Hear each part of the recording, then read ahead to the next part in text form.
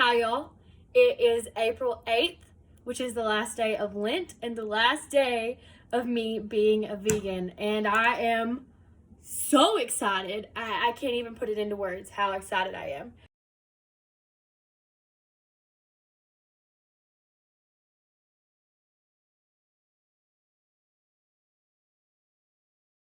Hi y'all, it's Mayzie Purviance and welcome to my YouTube channel.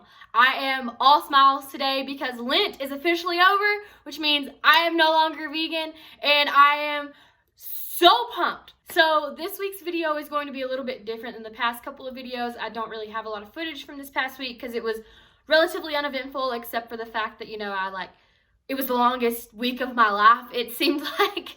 So we're just gonna kind of talk through the whole entire vegan journey that I've been on and a little bit of the personal stuff that goes along with that, as well as, reintroducing meat and animal products into my life. And I'm just so happy, I'm so excited, and let's just get right into it. Now first, I would like to discuss the physical changes that this diet has had on me specifically, which is the most requested information that I have had.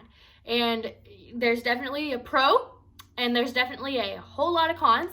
So the pro is that I have lost 10 pounds and I have lost 15.5 inches. Now that is measuring, my neck, my arms, my waist, a couple different other areas on my body.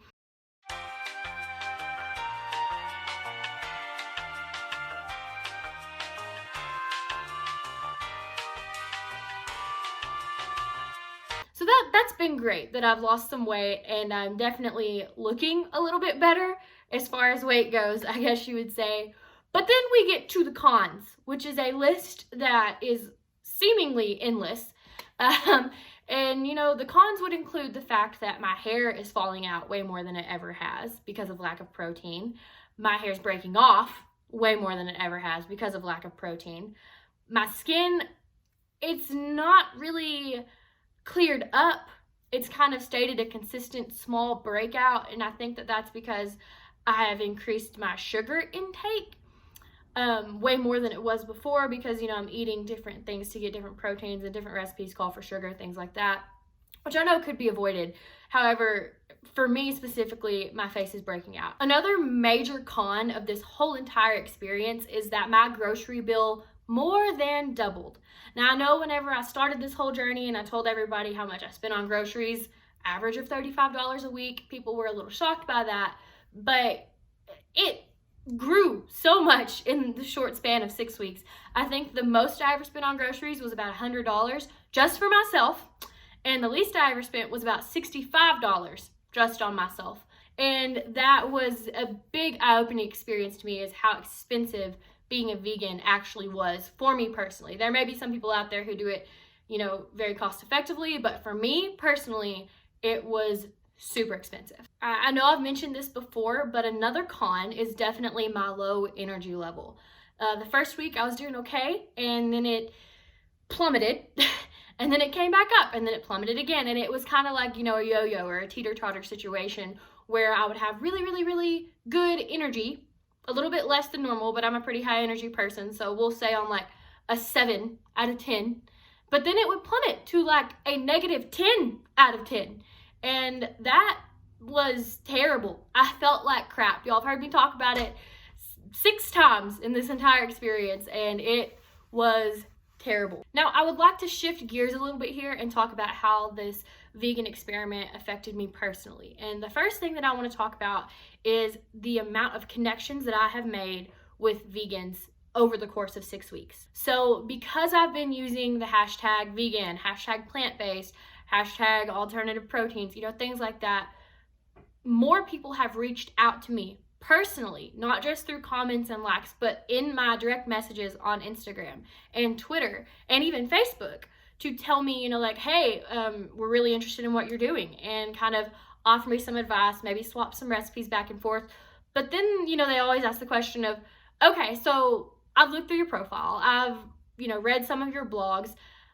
Why is it that you care about this? Why are you going vegan? And so then I get to tell them, well, this is why, and this is the whole reason why I have my blog and things like that. So I was able to connect with all of these people Now, the last point I want to make is probably the biggest effect this whole entire experience had on me, and that involves my walk in faith. So if you're not into that, go on ahead and skip through. And if you want to hear this preacher's daughter get on her soapbox about how much she loves Jesus, then keep on watching. So I went vegan for Lent, which I discussed in the beginning of this whole entire experience, and I'm going to give you a brief overview again. Lent is the 6 weeks leading up to Easter. I'm a Methodist, therefore we observe Lent, and you give up something basically to get you closer to Christ. And I've done this in the past. You know, I've given up string cheese. I've given up biting my nails. I've given up sweets. You know, I've been participating in Lent for quite literally as long as I can remember.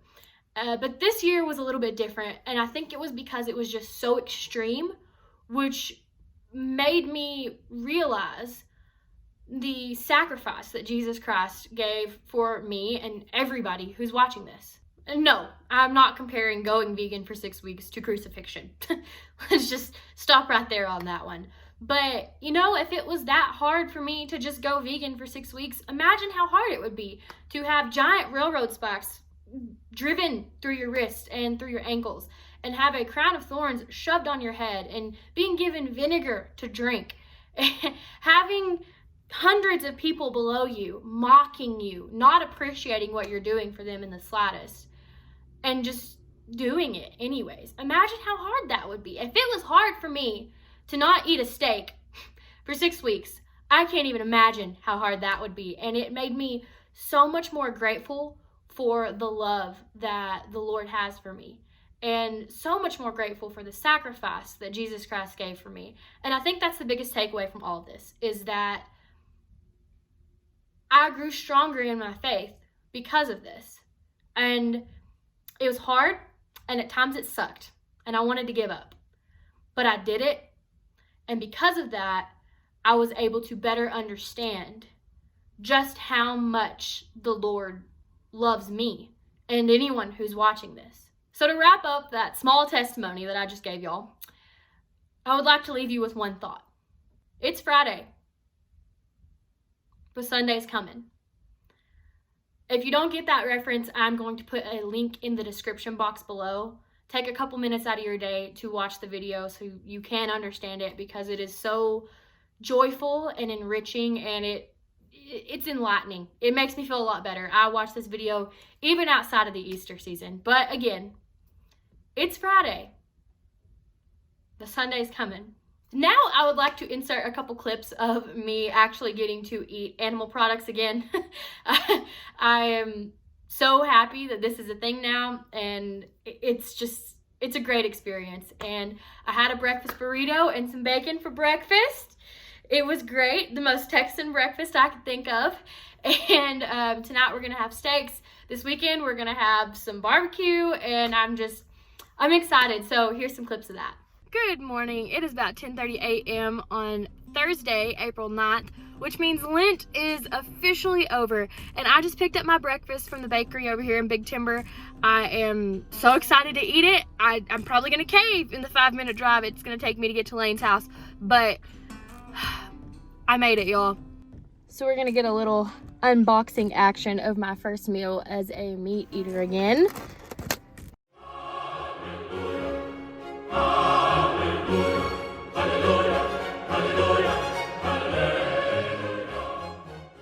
So I'm cooking my giant carnival feast for the first night that I can actually eat stuff. And in the oven right now I have beer bread and twice baked potatoes and Cheez-It mac and cheese. And I don't know if you can hear it, but I can literally hear the butter bubbling. Nope, can't hear it.